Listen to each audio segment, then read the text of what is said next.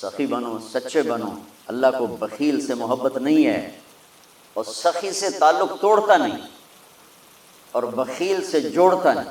ایک دفعہ شیطان نے ایک بنی اسرائیل کا واقعہ، ایک آدمی سے ملاقات کی تو اس نے کہا شیطان سے ایک راز کی بات تو بتا. کہنے لگا کیا؟ کہ تیرے یار کون ہیں، تجھے پسند کون؟ کہنے لگا تین مجھے بڑے پسند. ایک جو شراب پیتا ہو، نشہ کرتا ہو، ایک جو غصے والا ہو، قابو نہ کرتا ہو، ایک جو بخیل ہو، کسی پہ خرچ نہ کرتا ہو. یہ تین میرے بڑے گھاٹے آ رہے ہیں. اور اگلی یہ کہ اگر کسی بدبخت میں تینوں کٹھی ہو گئی، غصہ بھی، بخل بھی، شراب بھی، تو پھر وہ پیر ہوتا ہے اور میں مرید ہوتا.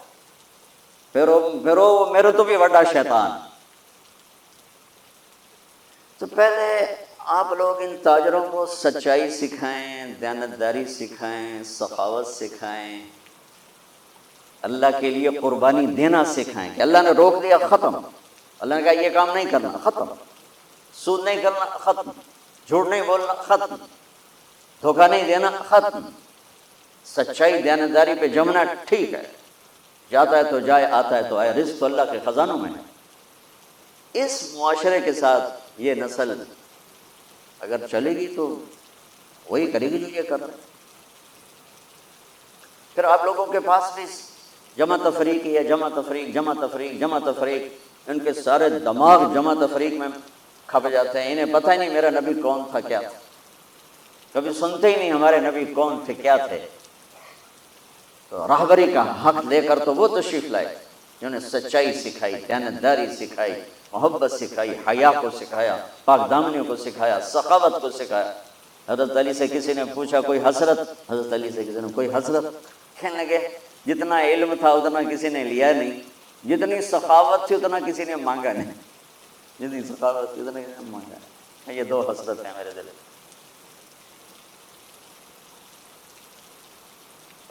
تو اللہ کو سخی پسند ہے، مال خرچ کرنے والا پسند ہے، مالدار ہو. اچھا ایک ہوتا ہے بخیل. اللہ کہتا ہے بخیل جہنم کے قریب، اللہ سے دور، لوگوں سے دور، جنت سے دور. سخی اللہ کے قریب، جنت کے قریب، لوگوں کے قریب، جہنم سے دور، اللہ کا پیارا. جب بنی اسرائیل نے بچھڑے کی پوجا کی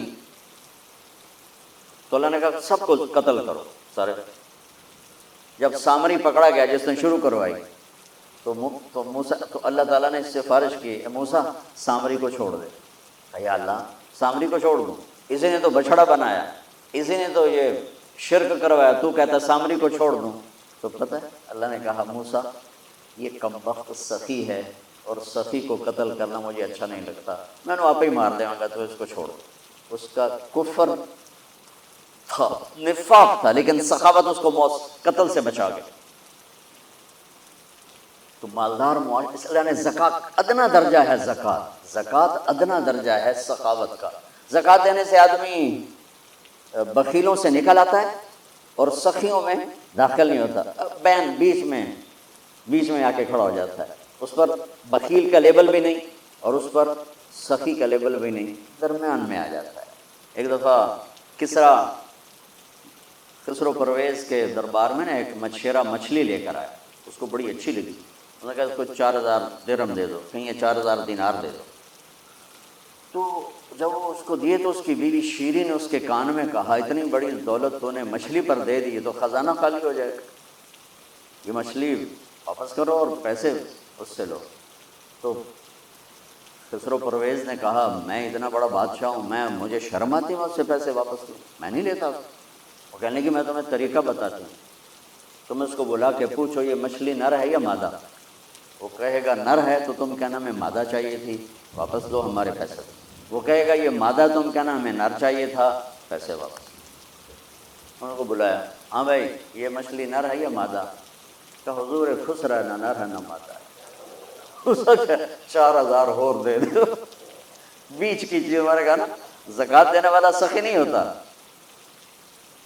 سمجھ رہے ہو؟ زکوٰۃ دینے والا بخیل بھی نہیں ہوتا، سخی بھی نہیں ہوتا. بخیلوں سے نکل جاتا ہے، سخیوں میں انٹر نہیں ہوتا. 2.5 روپے پر 1 پیسہ بھی زیادہ کر دے تو سخیوں میں نام آ جائے گا، سخیوں میں نام آ جائے گا. پھر سخاوت کی حد کوئی نہیں ہے؟ انہوں نے کہا حضور یہ تو بیچ کی چیز ہے، خسرا ہے، اس نے کہا 4000 اور دے دو۔ تو شیری کو تو بڑا غصہ چڑھ گیا، 8000 اس کی تو 7 پشتوں کو کافی تھی۔ تو 1 دینار گر گیا تو اس نے وہ اٹھا لیا۔ تو اس کی بیگم نے کہا دیکھا یہ کم وقت کتنا لالچی ہے، تم نے اس کو اتنا دیا، اس کی 7 پشتوں کو کافی، 1 دینار گرا وہ بھی اٹھا لیا، کہ اس کے واپس لو، نا قدر ہے، ان کو آ جا، اور تجھے میں نے اتنا دے دیا، 1 دینار گر گیا تھا تو کیوں اٹھایا؟ کہا حضور اس پہ آپ کے نام کی مہر تھی، کسی کا پاؤں پڑ جاتا تو بے ادبی ہوتی، میں نے اس لیے اٹھایا لیا۔ ان کا 4000 اور دے دو۔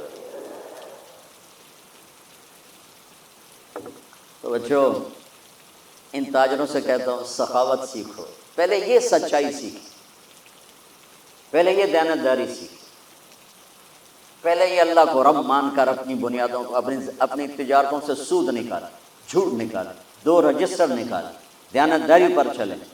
اللہ کی قسم زمین آسمان کے دروازے اللہ تعالیٰ کھول دے گا، اور غریبوں پر خرچ کریں کہ اللہ تعالیٰ کو پسند ہے۔ اللہ چاہتا تو سب کو مالدار بنا دیتا ہے، بعض کا حاجت مند بنایا کہ اللہ کو دینا پسند ہے، اللہ پاک کو محبوب ہے سخاوت۔ ایک صحابی آئے، یا رسول اللہ ضرورت مندوں کو میری مدد فرمائیں۔ تو آپ نے فرمایا ابھی تو میرے پاس ہے نہیں۔ اس نے کہا تو میں لے لیتا ہوں کسی سے، پھر آپ میری جگہ بھر دینا۔ آپ نے کہا ہاں ٹھیک۔ تو حضرت عمر پیچھے سے بولے یا رسول اللہ یہ کیا بات ہے، آپ کے پاس ہے آپ خرچ کریں، آپ کے پاس ہے نہیں اور آپ اس طرح لوگ آپ کے نام پہ قرضے اٹھائیں پھر آپ دیتے پھریں، یہ نہیں کرنا چاہیے۔ تو پیچھے سے ایک اور صحابی تھے عبداللہ بن حذیفہ، ان کا یا رسول اللہ انفق ولا تخش من ذی العرش خلالا، یا رسول اللہ خرچ کریں اور عرش والے سے تنگی کا ڈر نہ کریں۔ تو آپ مسکرائے، آپ نے کہا مجھے اللہ نے اسی بات کا حکم دیا ہے کہ میں خرچ کروں اور عرش والے سے تنگی کا ڈر نہ کروں۔ بہرحال بچو سچ سیکھو، یہ تمہاری، میں درد سے کہتا ہوں کہ ہمارے تعلیمی ادارے نہیں ہیں، کاروباری ادارے ہیں۔ یہ بچوں کو علم نہیں دے رہے، اور تم بھی کوئی طلبہ نہیں ہو، تم بھی ڈگری والے ہو، دونوں ڈگری چاہیے تو نوکری چاہیے، میں تجھے انگوٹھے چھاپ ہو۔ تمہیں علم کا شوق نہیں، انہیں دینے کا شوق نہیں، انہیں بھی کمائی کا شوق ہے اور تمہیں صرف جاب اور ڈگری کا شوق ہے۔ نہ تم میں کوئی علم والا ہے، نہ وہ عشق میں رہی گرمیاں، نہ وہ حسن میں رہی شوخیاں، نہ وہ غزنوی میں تڑپ رہی، نہ وہ غم ہے زلف ایاز میں۔ دینے والوں کو دینے کا شوق نہیں، لینے والوں کو لینے کا شوق نہیں۔ علم تو مر مٹ گیا ہے، وہی قوم سر اٹھا کے زندہ رہے گی جن کا علم اپنا ہوگا۔ تمہارا علم تو باہر سے آتا ہے۔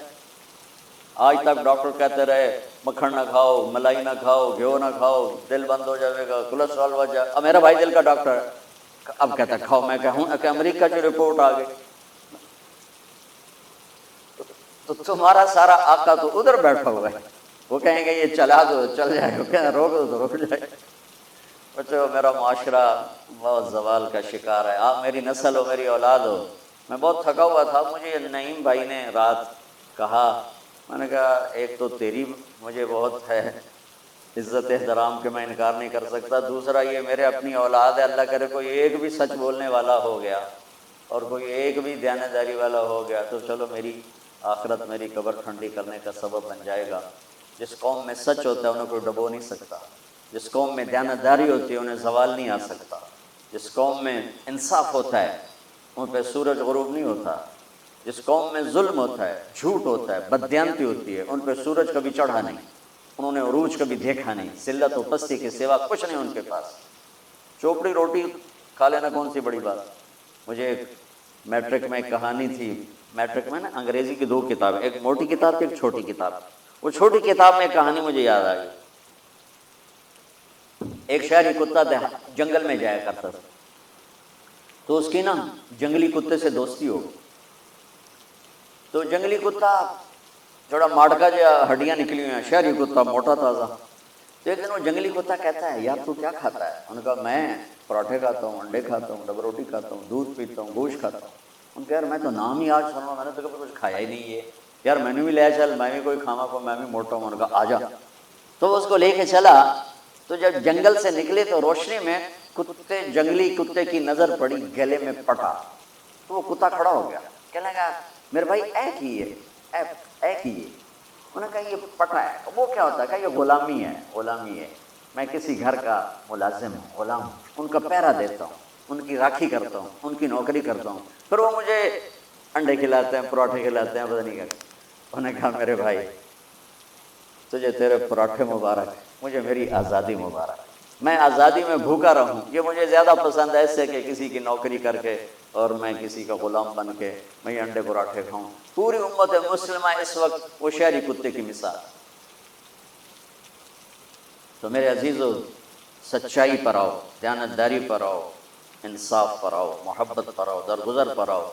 آپ ابھی بچے ہو، والدین کو عزت دو، والدین کی قدر کرو، اپنے اساتذہ کی قدر کرو۔ اساتذہ سے ہمارے نصاب میں انسانیت کا کوئی درس ہی کوئی، کہ انسان اچھا انسان کیسے بنتا ہے؟ وہ تو بنتا ہے رسول پاک کی زندگی کو دیکھنے سے۔ وہ زندگی ہمارے پاس ہے نہیں، ہم نے سیکھی نہیں، ہمارے سامنے نہیں۔ تو مختصر سے وقت میں آپ کو کیا کہہ سکتا ہوں، کوئی بات دل کو لگی ہو تو لے لینا، نہ لگی ہو تو فقیرانہ آئے صدا کر چلے، میاں خوش رہو ہم دعا کر چلے۔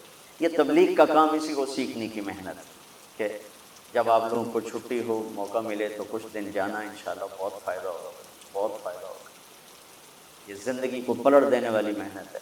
کبھی عرش پر، کبھی فرش پر، کبھی ان کے در، کبھی در بدر، غم عاشقی تیرا شکریہ میں کہاں کہاں سے گزر گیا۔ کبھی راستوں میں تنہا، کبھی ہوں ورود صحرا، میں جنوں کا ہم سفر ہوں، میرا کوئی گھر نہیں ہے۔